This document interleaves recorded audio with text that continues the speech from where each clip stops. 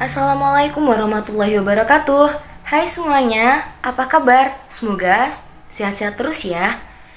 Perkenalkan, saya Rifatul Munah. Di sini kita akan belajar bersama-sama.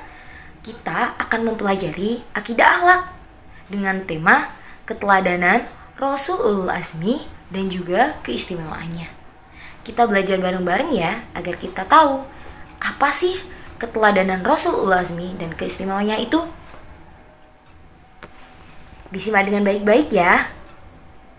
Yang pertama, kita akan mempelajari tentang pengertian Rasul Ulul Azmi. Apa sih Rasul Ulul Azmi itu? Dan siapa sih beliau-beliau itu? Nah, daripada kita penasaran, kita belajar bareng. Jangan lupa disimak agar kita paham dan tahu mengenai makna dari Rasul Ulul Azmi ini. Dari 25 Rasul yang wajib kita imani, terdapat 5 orang pilihan yang mendapatkan gelar Ulul Azmi.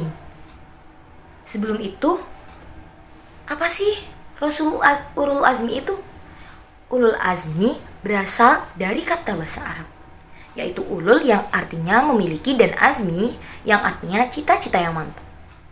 Secara istilah, Ulul Azmi berarti rasul-rasul pilihan atau nabi yang memiliki keteguhan hati, lapang dada, dan sabar dalam menghadapi kaumnya yang menentang dirinya dan tidak mau menerima ajaran yang disampaikannya.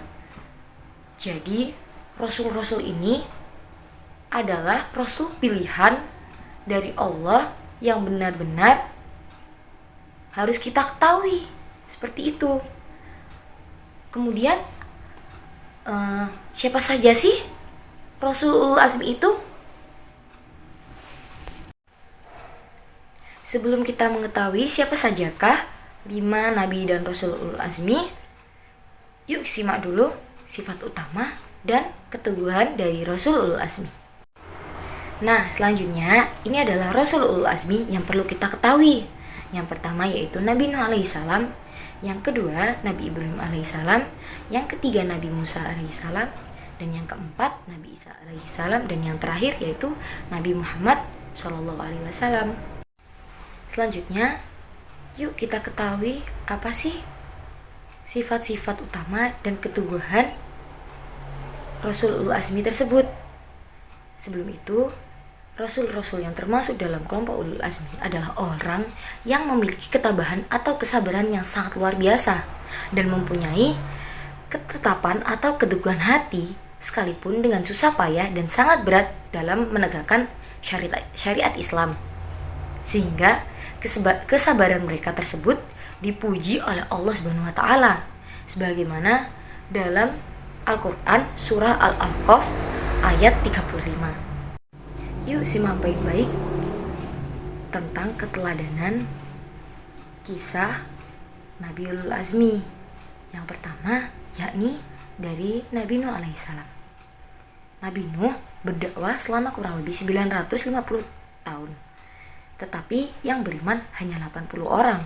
Jumlah yang sangat tidak seimbang dengan lamanya itu. Kendati pun setiap diajak dan diseru, telinga mereka selalu ditutup dengan jari-jarinya. Namun Nabi Nuh dengan kesabarannya dan ketabahannya tetap terus menyeru kaumnya agar hanya menyembah kepada Allah Subhanahu wa taala sampai akhirnya azab yang didatangkan oleh Allah Subhanahu wa taala, yakni berupa banjir yang menenggelamkan semua orang yang tidak beriman, termasuk istri dan anaknya sendiri.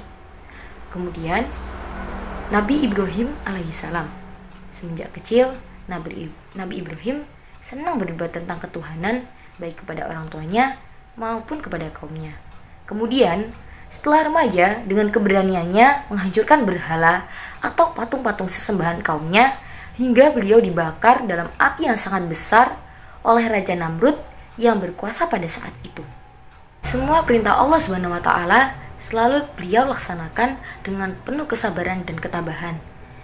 Tetapi tetap saja semuanya berujung pada pertolongan oleh Allah Subhanahu wa taala. Kemudian yang ketiga yaitu Nabi Musa. Seorang Nabi Musa yang diberikan kelebihan dapat berdialog langsung dengan Tuhan karena beliau diberi gelar dengan Kalimullah. Kesabaran dan ketabahan Nabi Musa alaihissalam ini adalah karena pada zaman itu beliau harus berhadapan dengan seorang raja yang sangat kejam, zalim, dan bengis. Lebih dari itu, dia mengaku sebagai Tuhan yang harus disembah. Jika tidak mau, pastilah mati di tangannya, yaitu Raja Fir'aun. Orang semacam inilah yang dihadapi oleh Nabi Musa. Namun dengan tongkatnya yang diberikan oleh Allah SWT sebagai mukjizat beliau, maka akhirnya Fir'aun harus tenggelam bersama tentaranya di Laut Merah. Kemudian yang keempat yakni Nabi Isa alaihissalam, Nabi dan Rasul Ulul Azmi keempat yang juga tidak kalah banyak tantangannya dan halangannya yang dialami oleh beliau dalam berdakwah, yakni Nabi Isa. Tantangan yang dihadapi Nabi Isa dalam menyampaikan dakwah adalah para pendeta Yahudi. Kaum Yahudi ini selalu menyulut api keangkuhan dan kesombongan, bahkan mendustakan ajaran beliau. Begitu pula Nabi Isa telah diberikan mukjizat oleh Allah untuk membuktikan kebenaran akan kenabian beliau. Namun orang-orang Yahudi tetap membuat permusuhan, hingga akhirnya membuat fitnah kepada Raja Pilatus, penguasa Romawi pada saat itu. Maka dengan fitnah inilah Nabi Isa kemudian dibunuh dan disalib. Namun sebenarnya yang dibunuh atau disalib itu bukanlah Nabi Isa, melainkan adalah Yudas Iskariot yang diserupakan oleh Allah dengan Nabi Isa. Kemudian yang kelima yakni Nabi Muhammad SAW. Nabi Muhammad lahir pada tanggal 12 Rabiul Awal 571 Masehi di kota Mekah, bertepatan pada tahun gajah. Ayahnya bernama Abdullah dan ibunya bernama Siti Aminah. Ayahnya wafat ketika Nabi Muhammad masih dalam kandungan, sedangkan ibunya wafat ketika beliau masih kecil. Di sini tantangan pada Nabi Muhammad yakni pada awal dakwahnya hanya sedikit yang masuk Islam. Di samping Khadijah, di antaranya adalah Ali bin Abi Thalib, disusul oleh Zaid bin Harisah, bekas budak Nabi sendiri yang dimerdekakan, kemudian Abu Bakar, Utsman bin Affan, Abdurrahman bin Auf, Thalhah bin Ubaidillah, Sa'ad bin Abi Waqqas, Zubair bin Awam, Abu Ubaid bin Jarrah, dan lainnya. Mereka disebut dengan as-sabiqun al-awwalun atau kelompok orang yang pertama kali masuk Islam. Kemudian sebelum Hijriah, Nabi juga mengalami tahun kesedihan, yakni biasa disebut dengan Amul Husni, karena ditinggal wafat oleh dua orang yang beliau sangat sayangi, yakni istrinya Siti Khadijah dan juga pamannya yang ia cintai, yakni Abu Thalib. Pada tahun itu juga Allah SWT memerintahkan Nabi Muhammad agar melakukan Isra dan Mi'raj. Dalam peristiwa ini diturunkannya perintah sholat 5 waktu. Kemudian pada tanggal 1 Muharram tahun 1 Hijriah, Nabi Muhammad SAW beserta para sahabat hijrah ke Yastrib untuk membangun sendi-sendi sosial kemasyarakatan di sana. Tahun Hijriahnya Nabi Muhammad SAW ini kemudian ditetapkan sebagai awal tahun Hijriah oleh Khalifah Umar bin Khattab. Masih ada beberapa banyak lagi kisah Rasulul Azmi untuk menjadi inspirasi bagi juru dakwah di masa kini dan masa yang akan datang. Bagaimana ketauladanan mereka dalam berdakwah yang tidak mengenal lenah.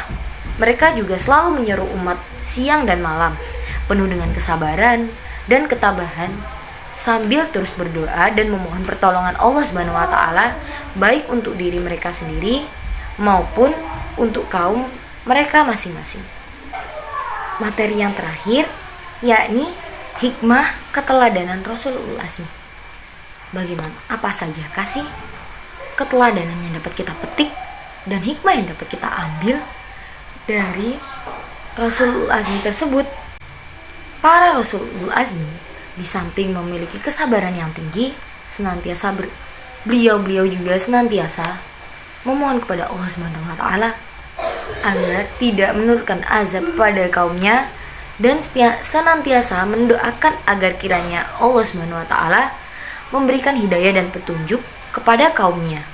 Sifat-sifat utama yang dapat kita teladani dari Rasul Ulul Azmi yaitu yang pertama sabar, kemudian yang kedua ikhlas, yang ketiga ikhtiar, yang keempat tawakal, dan yang terakhir adalah teguh pendirian. Hikmah yang dapat kita ambil dari kehidupan Rasul Ulul Azmi ini dalam kehidupan sehari-hari antara lain sebagaimana berikut. Yang pertama, bertambahlah iman kita kepada Allah Subhanahu wa taala dengan mengetahui bahwa Rasul Ulul Azmi benar-benar manusia pilihannya. Kemudian, sabar dan tabah dalam melaksanakan perintah Allah Subhanahu wa taala dan Rasulnya serta menjauhi segala larangannya. Bayangkan bagaimana perjuangan Rasul Ulul Azmi dalam masa kejayaan Islam agar Islam mendapati banyak pemeluk-pemeluknya. Jadi, kita harus sabar dan semangat dan tabah juga dalam menjalankan segala perintah dan menjauhi segala larangan dari Allah Subhanahu wa taala. Kemudian yang ketiga, bersyukur pada Allah atas segala nikmat yang diberikannya. Dan yang keempat, ikhlas menerima ujian dan cobaan yang sedang kita alami. Dan yang terakhir, mempercayai tugas-tugas yang dibawanya untuk disampaikan kepada umatnya. Jadi kita bisa memetik kesimpulan dari keteladanan kisah Rasul Ulul Azmi ini. Kita harus tabah, kita harus sabar, kita harus ikhlas, kita juga harus ikhtiar dan teguh pendirian. Bahwa kita harus menyadari perjuangan Rasul Ulul Azmi tidak mudah. Jadi kita harus bisa meneladani dari sifat-sifat Nabi Ulul Azmi tersebut.